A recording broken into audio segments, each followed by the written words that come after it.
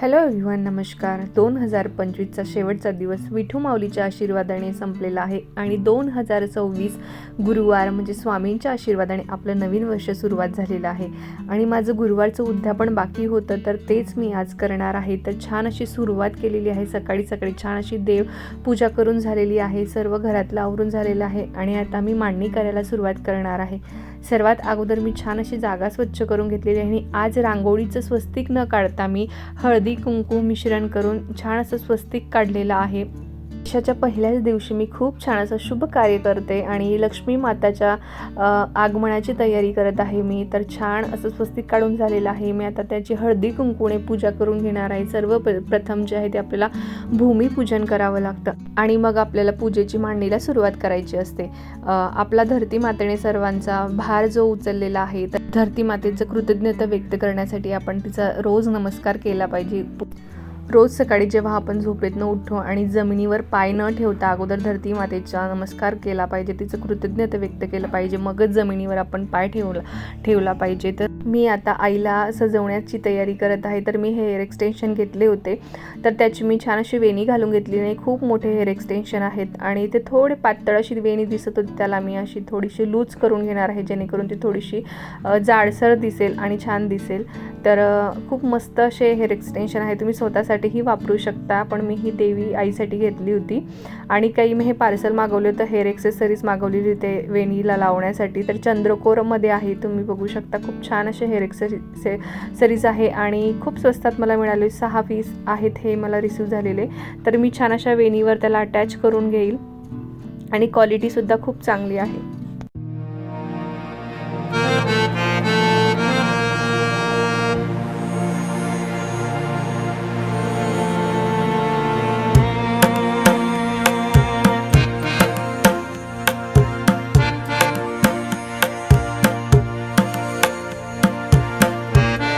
थोड्या अंतरावरती मी हे लावून घेतलेले आहे. तर तुम्ही बघू शकता किती सुंदर अशी वेणी दिसायला लागलेली आहे. आणि हा साचा मी ह्या गुरुवारी यूज करणार होते, शेवटच्या गुरुवारी. तर मी आज हा साचा जो आहे हे यूज करणार आहे. त्या तांब्यामध्ये मी पाणी ओतून घेतलेलं आहे. त्यानंतर आपलं एक नाणं आणि सुपारी, हळदी कुंकू टाकून मी पूजा करून घेतलेली आहे आणि त्याच्यावर मी नागवेलीची 5 पाने ठेवणार आहे. कारण मी 5 वेगवेगळ्या प्रकारची झाडांची पानं आणली नव्हती, त्यामुळे मी नागवेलीचीच पानं ठेवणार आहे. तर खाऊची पानं देखील चालतात आणि आपली 5 झाडांची पानं देखील चालतात. पुस्तकामध्ये तर 5 झाडांची पानं सांगितलेली आहे ठेवायची, पण नागवेलीची पानं देखील चालतात. तर मी छान असं ठेवून घेणार आहे आणि आज मी नवीन मुखवटा लावणार आहे, जो मी तुम्हाला एका हॉल व्हिडिओमध्ये दाखवलेला होता.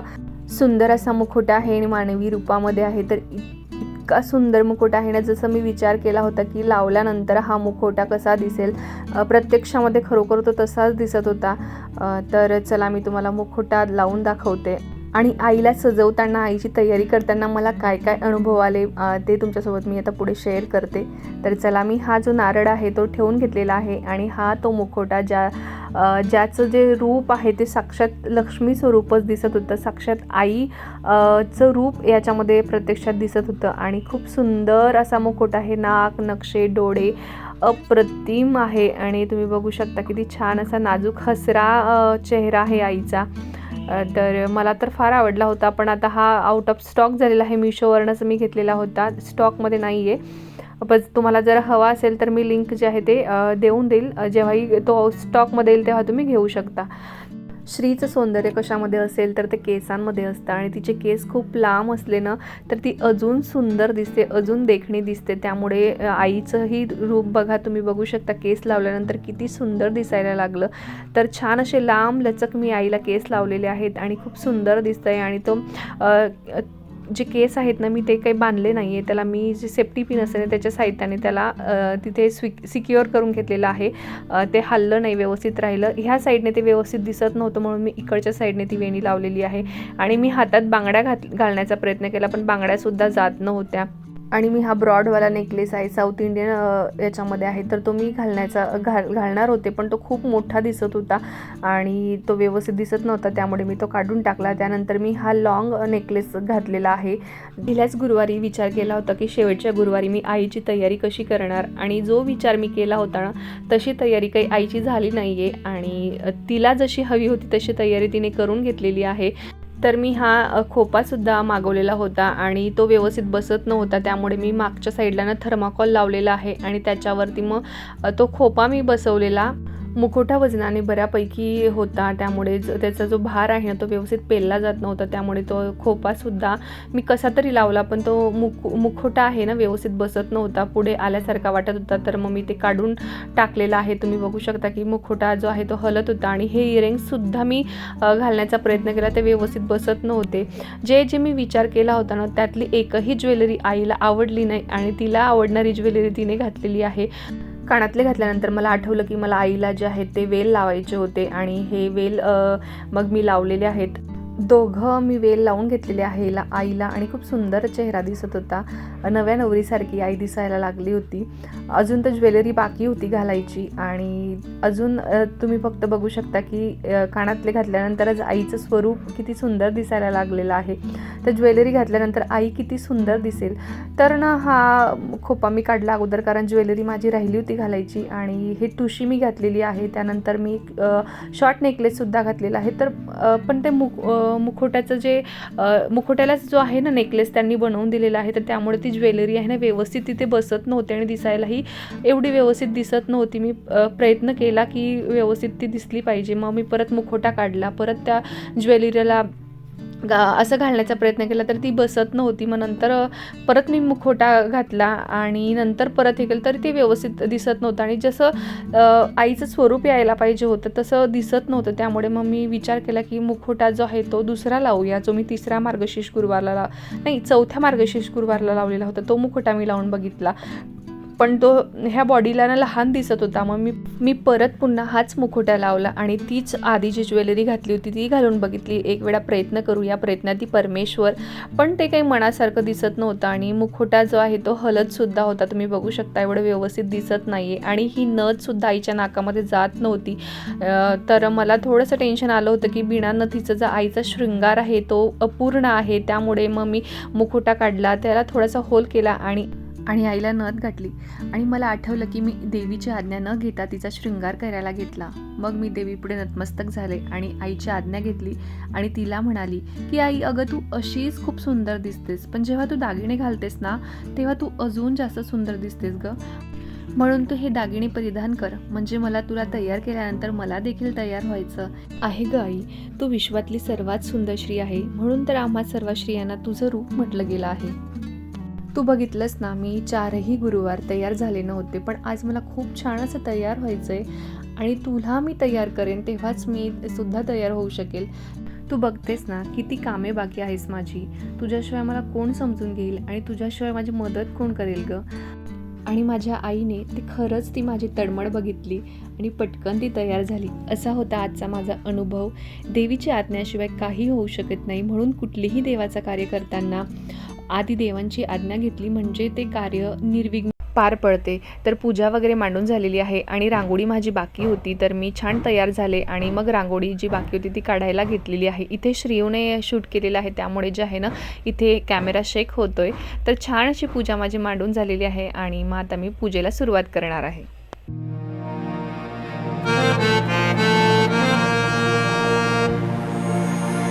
मला बायका येण्याच्या आधीच पूजा वगैरे व्यवस्थित करून घ्यायची होती आणि देवीची ओटीसुद्धा मला भरायची होती आज. तर अगोदर मी लक्ष्मी कुंचम मी भरून घेणार आहे आणि मग नंतर पोथी वगैरे वाचेन. मग आरती करण्याच्या आधी मग देवी आईची ओटी भरेन आणि तुम्हाला मी पुढे सांगते की मी ओटीमध्ये काय काय काढलेलं आहे, मी व्यवस्थित ओटी भरलेली आहे का, ते तुम्हाला नक्की मला कमेंट बॉक्समध्ये सांगा की मी काही विसरले आहे. ते तुम्हाला पुढे दाखवते मी कसं मी ओटीचं सामान काढलेलं आहे ते.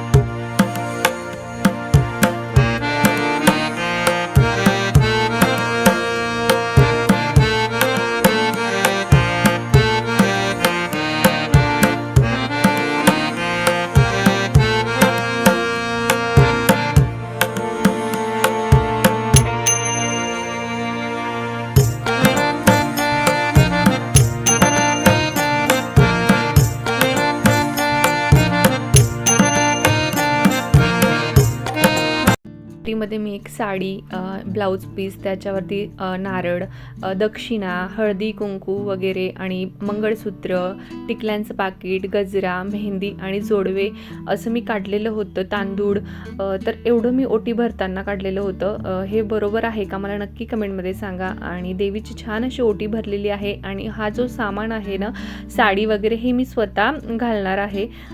तर माझी ओटी वगैरे भरून झालेली आहे. देवीला छान असा नमस्कार करून झालेला आहे आणि आईची आरती करून घेतलेली आहे. आणि आजचा दिवस खूप छान होता, प्रसन्नतेने भरलेला असा माझा आजचा दिवस होता.